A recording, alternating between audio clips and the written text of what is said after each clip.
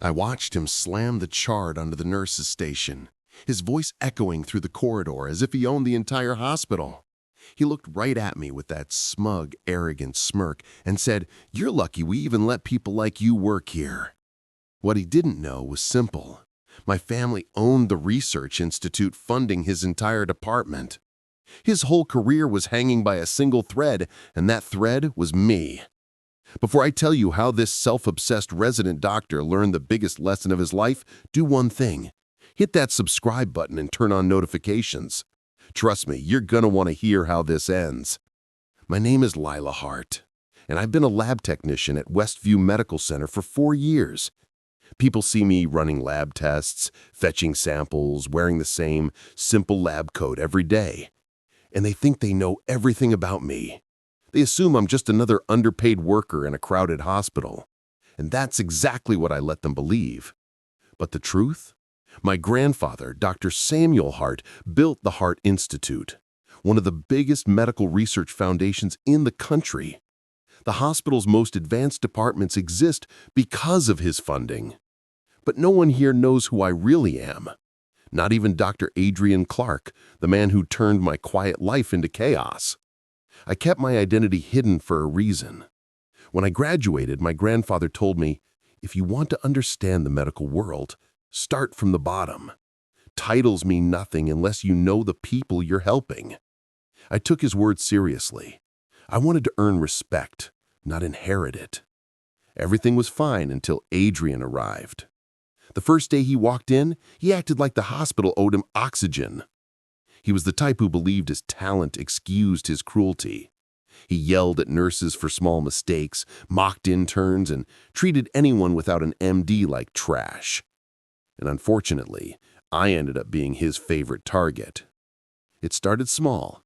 Sarcastic comments, eye rolls, and passive-aggressive remarks about my limited intellect. I ignored him. I'd dealt with fragile egos before. But then his behavior escalated. One afternoon, I brought him test results for a critical patient. He didn't even glance at the file. Instead, he lifted it in front of everyone, tossed it onto the floor, and said, "Pick that up. It's the only kind of work you people are good for." Everyone froze. My cheeks burned. I picked it up, silently, because I refused to show him he'd gotten under my skin. But Adrian wasn't satisfied. The next morning, he stormed into the lab, furious because his patient's results weren't ready. Results he'd requested only minutes earlier. He slammed the table so hard the vial shook. "Are you incompetent or just slow? People like you shouldn't be allowed near anything important." Then he did something that flipped my entire world upside down. He grabbed a tray of samples that had taken me 2 hours to prepare, and purposely pushed it off the counter. Glass shattered everywhere. Precious samples were gone. My work was ruined. I stood there staring at the mess, fighting back tears. My supervisor rushed in and asked what happened. Adrian didn't even hesitate. "She dropped them. She's negligent. I want her written up." My supervisor looked at me, then at Adrian, and quietly whispered, "Lila, just let it go." Because that's what people do in hospitals. They let powerful men get away with everything. I didn't say a word to Adrian that day. I didn't react. But something inside me shifted. I called my grandfather that night. I told him everything. Adrian's insults, his sabotage, the tray he destroyed, the lies he told. My grandfather listened carefully. When I was done, he simply said, "Are you ready for people to know who you are?" "Yes," I whispered. He chuckled softly. "Then let's begin." The next week, a mandatory board meeting was scheduled to discuss staff concerns and departmental ethics. No one knew what was coming. I was asked to attend. So was Adrian. So was the hospital director, Dr. Mason. And so was the new special guest, the chairman of the Hart Institute. When I walked into that boardroom, I wasn't wearing my usual plain ponytail and lab coat.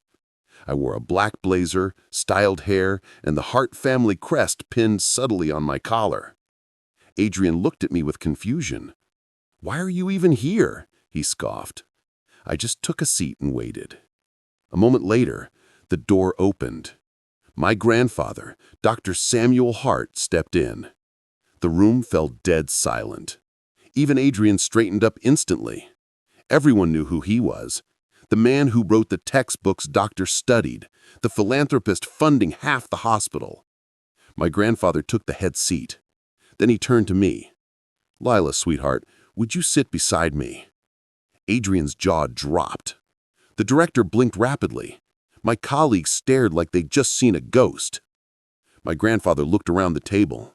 "Before we begin, let me formally introduce my granddaughter, Lila Hart, the heir to the Hart Institute."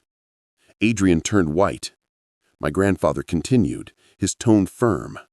"I've received concerning reports about harassment, disrespect, and abuse in this hospital, directed at my granddaughter who was working undercover to understand hospital culture." The room shifted uncomfortably. My grandfather opened a folder and pulled out printed emails, camera footage, and incident logs. Everything Adrian thought he'd gotten away with. He looked at Adrian. "You humiliated her. You sabotaged her work. You destroyed critical samples. You lied to supervisors, and you threatened the quality of patient care." Adrian stammered, I didn't know who she was." "That's exactly the problem," my grandfather interrupted. "Respect shouldn't depend on status." Adrian tried again. "Sir, I just thought—" "No," my grandfather said sharply. "You didn't think at all." Then came the decision. "Dr. Clark, effective immediately, your residency is terminated. You're banned from any program affiliated with the Hart Institute, and all records of your behavior will be forwarded to the National Medical Board." Adrian's face collapsed. Everything he'd worked for gone. The director tried to defend him, but my grandfather cut him off. "If you'd handled these complaints properly, we wouldn't be here. This hospital depends on our funding, and from now on, we expect accountability." After the meeting, people looked at me differently. Not because of my last name, but because they realized I never needed a title to stand up for myself. I just needed the truth to come out. 3 months later, I walked into the new research wing that now bore the name of my grandmother, Evelyn Hart. Expanded labs, upgraded equipment, improved working conditions, everything my grandfather and I had planned. And every time I passed a nervous intern or stressed nurse, I smiled and offered help, because I knew exactly how it felt to be underestimated. Adrian? Last I heard, he moved out of the city, unable to get into another program. Life has a funny way of teaching people exactly what they need to learn. If this story taught you something about respect, dignity, or standing up for yourself, smash that like button. Drop a comment telling me how you would have handled someone like Adrian. And don't forget to subscribe, because I've got more real stories about arrogant people learning real lessons. Remember, stay kind, stay grounded, and never assume someone's worth by their title. You never know who you're dealing with. Until next time, this is Lila signing off.